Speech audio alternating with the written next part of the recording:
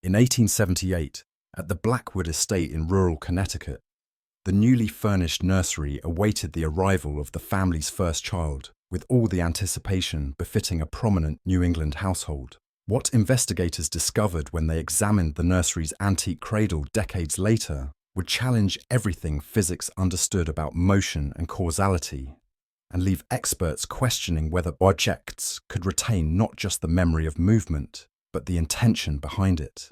This investigation began on October 8, 1878, when estate housekeeper Mrs. Desmond Eleanor Whitmore entered the empty nursery for routine cleaning and witnessed what she initially described as a simple draft-induced movement. According to records discovered only in 1952 in the basement archives of the Connecticut Historical Society, this seemingly mundane observation would reveal mechanical phenomena so disturbing that federal authorities classified the findings at levels that remain restricted to this day. The nursery had been prepared 6 months in advance of the expected birth, furnished with the finest equipment available to a family of means in the late 19th century. The centerpiece was an imported mahogany cradle, hand-carved in Bavaria, and shipped to Connecticut specifically for the Blackwood infant. According to estate records, the cradle had been crafted by master woodworker Heinrich Müller, whose family workshop had been producing infant furniture for European nobility since the 1600s. According to Mrs. Whitmore's initial report, preserved in the estate's household ledgers, the incident on October the 8th appeared entirely natural at first observation. Whitmore's detailed account of that morning would later provide investigators with crucial evidence of what physicists would classify as the most significant violation of thermodynamic principles ever documented in a domestic setting. Mrs. Whitmore's report reads, "Entered the nursery at 9 o'clock a.m. as scheduled for daily cleaning. All windows were closed and secured as per Mrs. Blackwood's standing orders regarding dust and temperature control. Upon entering, I observed the cradle rocking gently, which I initially attributed to vibrations from my footsteps on the floorboards. However, what occurred next defied natural explanation. What made Mrs. Whitmore's account significant was her systematic documentation of what should have been impossible mechanical behavior. According to her detailed notes, the cradle continued rocking with consistent amplitude, despite no ongoing force being applied. Most troubling was what occurred when the rocking began to slow. At the point where friction and gravity should have brought the motion to a stop, the cradle suddenly accelerated, rocking in the opposite direction with greater force than before. But there was something about that October morning that Mrs. Whitmore found increasingly disturbing as she observed the phenomenon. According to her confidential statement to estate master Samuel Blackwood, the cradle's motion was not random or chaotic, but appeared deliberate and purposeful, as if responding to the presence of an unseen occupant. Most disturbing was the reversal of motion. The cradle would rock forward to its natural stopping point, pause for precisely 3 seconds, then rock backward with renewed force, as if something inside was pushing against the direction of travel. The investigation into the cradle's anomalous behavior began immediately when Samuel Blackwood summoned Dr. James Hartford, a professor of natural philosophy from Yale College, to examine what appeared to be a violation of basic mechanical principles. According to Hartford's case files, preserved in the Yale University archives, his analysis of the cradle revealed characteristics that challenged fundamental assumptions about force, motion, and causality. Dr. Hartford's initial examination of the cradle was conducted on October 10, 1878, in the presence of multiple witnesses including the Blackwood family, estate staff, and 2 additional Yale professors. According to his research notes, the Blackwood cradle initially appeared consistent with standard infant furniture construction. However, systematic observation of its motion revealed mechanical behavior that demanded immediate scientific investigation. What Dr. Hartford discovered during his analysis defied everything physics understood about conservation of energy and momentum. According to his confidential report to the Yale College president, dated October 15, 1878, systematic examination of the Blackwood cradle reveals motion patterns that demonstrate apparent violations of thermodynamic principles. Most disturbing is evidence of motion reversal that occurs without detectable energy input, suggesting mechanical behavior that exceeds conventional understanding of physical law. The breakthrough in Dr. Hartford's analysis came when he conducted controlled experiments measuring the cradle's motion under various conditions. According to his notes, systematic testing revealed that the cradle demonstrates consistent patterns of motion reversal independent of external forces.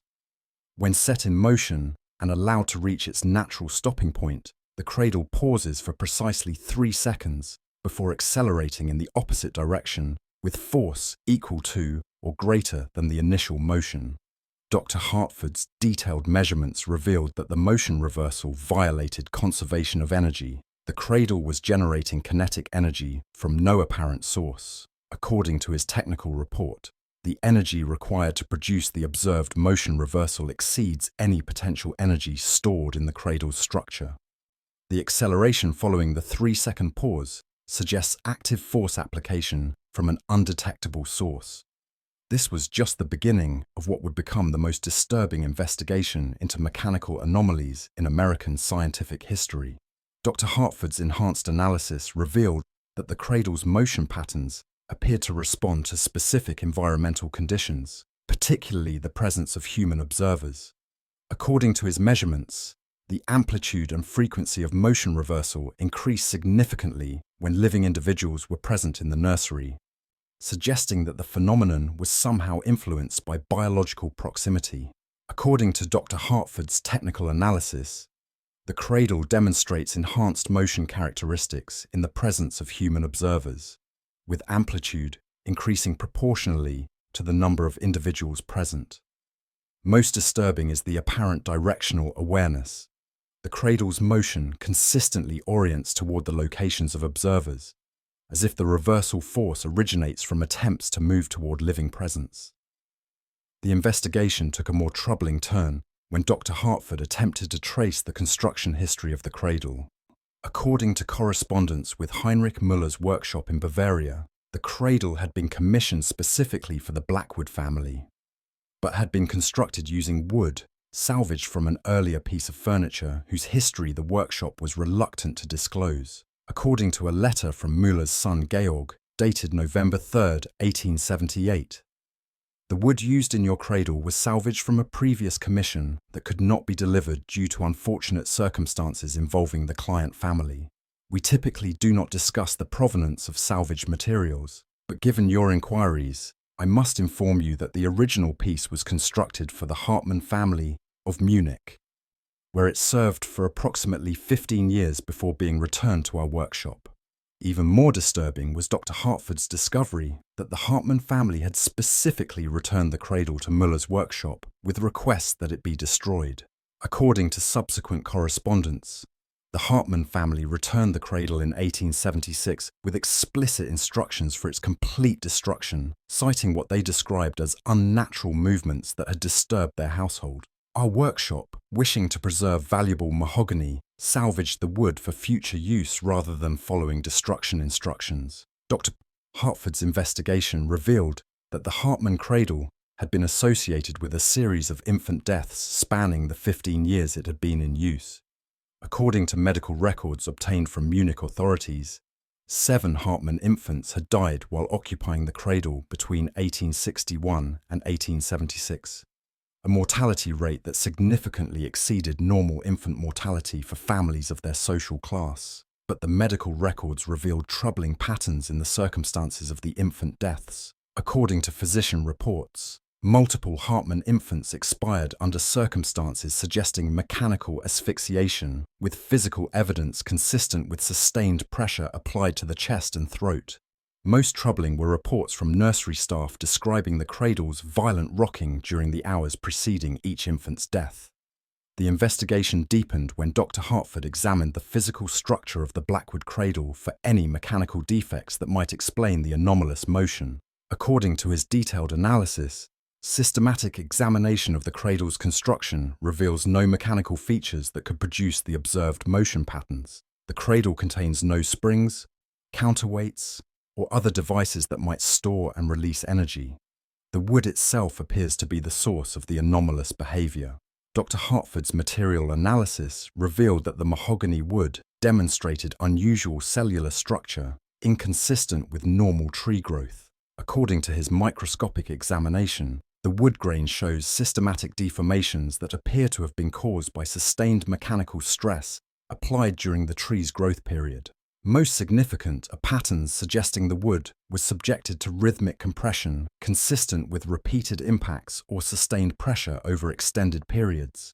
But what Dr. Hartford found most disturbing was evidence that the wood appeared to retain physical memory of forces applied to it during its service as furniture.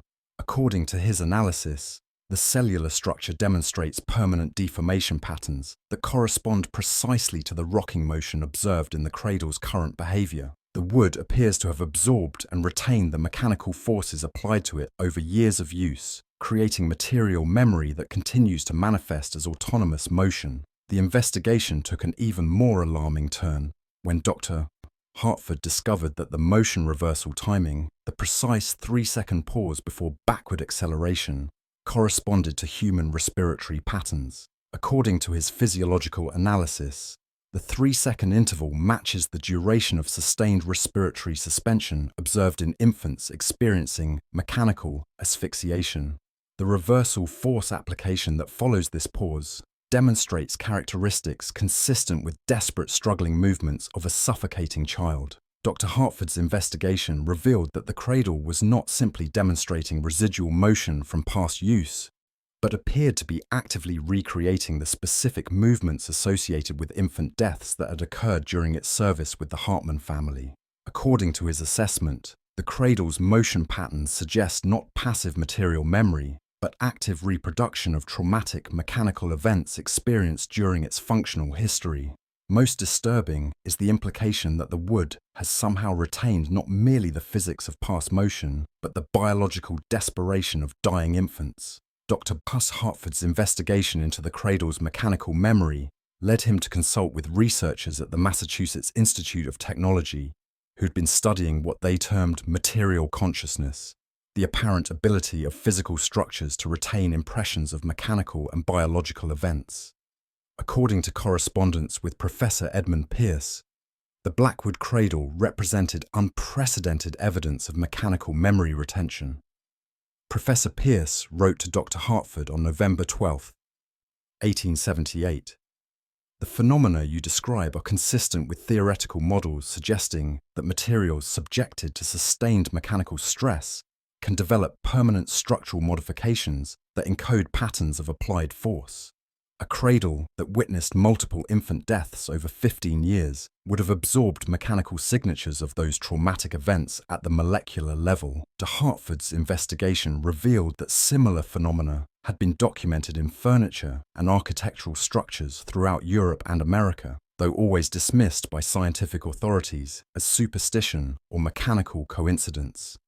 According to research compiled by Professor Pierce, at least 37 pieces of antique furniture have been documented as demonstrating autonomous motion patterns that appear to recreate historical uses, particularly furniture associated with traumatic deaths or sustained human suffering. But what Dr. Hartford found most disturbing was evidence that the cradle's mechanical memory appeared to be intensifying rather than diminishing with time. According to his observations during subsequent visits, the cradle's motion has become increasingly violent and complex since my initial examination. What began as simple rocking has evolved into multi-directional movements that suggest attempts to recreate not merely the motion of rocking, but the complete physical dynamics of infant struggling and asphyxiation. Dr. Hartford's documentation revealed that the cradle was providing accurate reproduction of specific death events that had occurred years earlier in Munich. According to his notes from December 3, 1878, the cradle executed a motion sequence lasting approximately 7 minutes, during which it demonstrated rocking patterns that precisely matched the timeline and physical dynamics described in Munich medical examiner reports regarding the death of the 6th Hartman infant in 1874. The investigation deepened when Dr. Hartford discovered that the cradle's mechanical memory appeared to be transferring to other objects in the nursery. According to testimony from estate staff who entered the nursery during the investigation period, Other furniture pieces had begun demonstrating autonomous motion patterns similar to those exhibited by the cradle. Mrs. Catherine Morrison, the Blackwood children's nurse, provided testimony that proved deeply troubling. The rocking chair in the corner has begun moving in synchronization with the cradle, though no one touches either piece. The wardrobe doors open and close, with the same 3-second pause pattern demonstrated by the cradle. Most disturbing is the spreading of this behavior.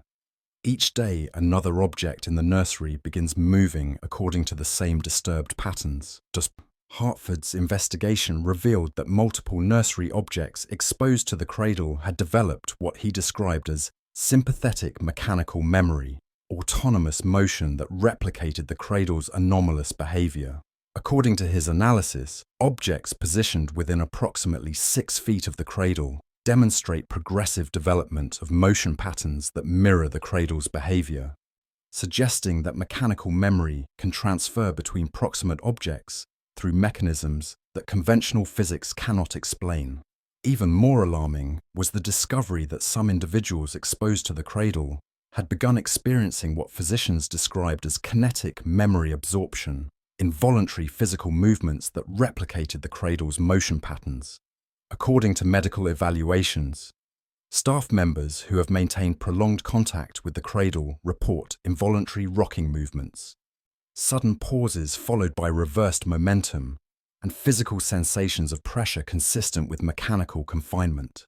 The investigation took an even more disturbing turn when Dr. Hartford learned that the cradle's mechanical memory had been systematically studied by European researchers since the 1860s. According to classified documents discovered in Prussian military archives, researchers working for the German Imperial War Office had been investigating mechanical memory retention as potential technology for creating training equipment that could transfer physical skills without conventional instruction.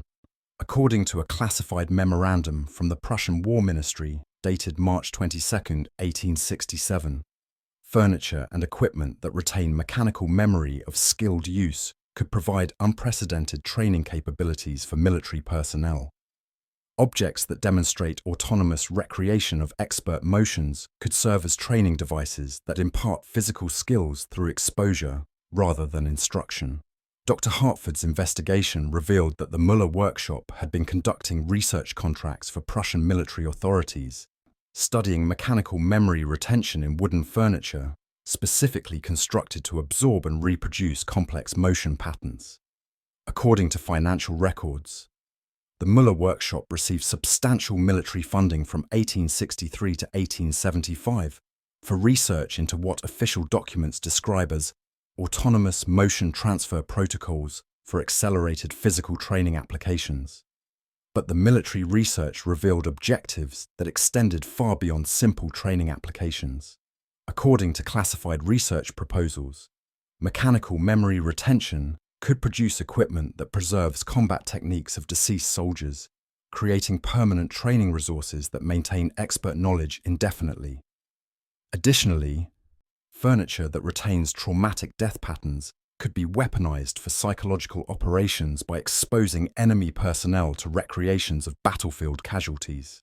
The investigation reached its most alarming phase when Dr. Hartford discovered that the Blackwood cradle had been intentionally modified during construction to enhance its mechanical memory capabilities. According to classified correspondence between Müller's workshop and Prussian military researchers, the Blackwood cradle incorporates structural modifications designed to amplify mechanical memory retention, creating a test device for evaluating autonomous motion reproduction in civilian applications. Dr. Hartford's examination of construction specifications revealed that the cradle had been systematically engineered to absorb and retain mechanical forces more effectively than standard furniture. According to classified technical documents, the cradle incorporates specific grain orientations, cellular compression treatments, and molecular bonding modifications that enhance material memory retention by estimated factors of 10 to 20 times normal wood capabilities. But what Dr. Hartford found most disturbing was evidence that the enhanced mechanical memory was designed to create what researchers described as autonomous trauma recreation devices. furniture that would spontaneously recreate traumatic deaths experienced during initial use, providing continuous psychological impact without requiring ongoing human operation. The investigation took its final disturbing turn when Dr. Hartford attempted to report his findings to Yale College administration, only to discover that his investigation had been systematically monitored by federal agents working in cooperation with Prussian military representatives. According to documents he later obtained, every interaction with the cradle had been documented by observers who had been present at the Blackwood Estate since the phenomenon was first reported. According to a classified telegram from federal agents to the US War Department dated October 9, 1878, Dr. Hartford has discovered enhanced mechanical memory in the Blackwood cradle, as anticipated by Prussian research partners. His investigation is proceeding according to expected parameters. Recommend coordination with German military authorities to ensure appropriate management of findings and potential acquisition of technology for US military applications. Dr. Hartford's official research report, submitted to Yale College on January 15, 1879, documented the cradle as demonstrating anomalous motion patterns requiring further study under controlled laboratory conditions. However, according to correspondence discovered in War Department archives, federal authorities had arranged to acquire the cradle for military research before the report was filed. According to a letter from the US Secretary of War to Samuel Blackwood, dated January 10, 1879, the cradle currently in your nursery has been designated for federal acquisition pursuant to international research agreements essential to military preparedness. The furniture must be transferred to appropriate military facilities while maintaining public perception of standard equipment replacement due to mechanical defects. Dr. Hartford's investigation was officially closed in February 1879, with the cradle transferred to federal control and replaced with standard nursery furniture. According to his final correspondence with Yale College, I have been advised that the Blackwood cradle has been acquired by military authorities for materials research. My investigation is concluded, and the Blackwood nursery has been equipped with conventional furniture showing no anomalous characteristics. However, Dr. Hartford's private research journals, discovered after his death in 1924, reveal that he continued experiencing symptoms of kinetic memory absorption for the remainder of his career. According to his journal entries, I continue to experience involuntary rocking movements, sudden pauses followed by reversed momentum, and phantom sensations of confinement consistent with mechanical pressure. The cradle transferred its mechanical memory to my body during investigation, and I now physically manifest the death patterns it retained from the Hartmann infants. Dr. Hartford's journal documented his progressive integration with the cradle's mechanical memory over 45 years. His final coherent entry, dated August 3, 1924, reads, I understand now that the cradle was not simply retaining past motion, it was preserving the final moments of dying children, eternally recreating their desperate struggles against asphyxiation. My body has become another medium for this mechanical memory, and when I die, the patterns will transfer to whatever surface witnesses my final movements. The fate of the Blackwood cradle remained classified until 1958, when Freedom of Information Act requests revealed that it had been installed at Walter Reed Army Medical Center as part of a military training program utilizing mechanical memory for accelerated physical skill transfer. According to declassified documents, the Blackwood cradle provides foundation research for development of training equipment that transfers physical capabilities through mechanical memory absorption, allowing trainees to acquire complex motor skills through exposure to furniture that retains expert performance patterns. Federal research records from 1958 indicate that mechanical memory technology developed from studying the Blackwood cradle had been applied to create training equipment for military personnel across multiple specialties. According to military assessments, training equipment incorporating enhanced mechanical memory produces soldiers with physical capabilities that significantly exceed conventional training outcomes, with skill acquisition occurring through unconscious absorption rather than conscious instruction. Current military programs continue to utilize mechanical memory technology for accelerated training of specialized personnel. According to confidential sources within military research, contemporary training facilities incorporate equipment specifically engineered to retain and transfer complex motion patterns, creating systems that operate through direct mechanical memory absorption. Today, the original Blackwood Cradle remains at Walter Reed as part of classified research programs, with ongoing studies examining the limits of mechanical memory retention and transfer. According to sources within military research, the Cradle continues to demonstrate the motion patterns of Hartman infant deaths more than 140 years after those deaths occurred, suggesting that mechanical memory may be permanent and potentially infinitely transferable. The mystery of mechanical memory remains classified more than a century after Dr. Hartford's investigation. Despite decades of research, federal authorities continue to restrict access to information about mechanical memory programs and the equipment that has been systematically engineered to retain and transfer human motion patterns. According to current military assessments, the Blackwood Cradle case represents evidence that human physical experience can be permanently encoded in material structures and systematically transferred to living individuals through exposure and absorption. The backward rocking motion that violated physics in 1878, the systematic federal research, and the ongoing classifications suggest implementation of programs that continue to operate at the highest levels of military training establishments. Most disturbing is the possibility that mechanical memory technology has expanded beyond military applications to encompass furniture and equipment throughout civilian society. What began with the Blackwood Cradle may have evolved into comprehensive systems utilizing everyday objects systematically engineered to retain and transfer human motion patterns, creating environments where furniture remembers every movement, every struggle, every death it witnesses, and continuously recreates those patterns for absorption by unsuspecting individuals who may never understand why their bodies suddenly move according to rhythms they never learned.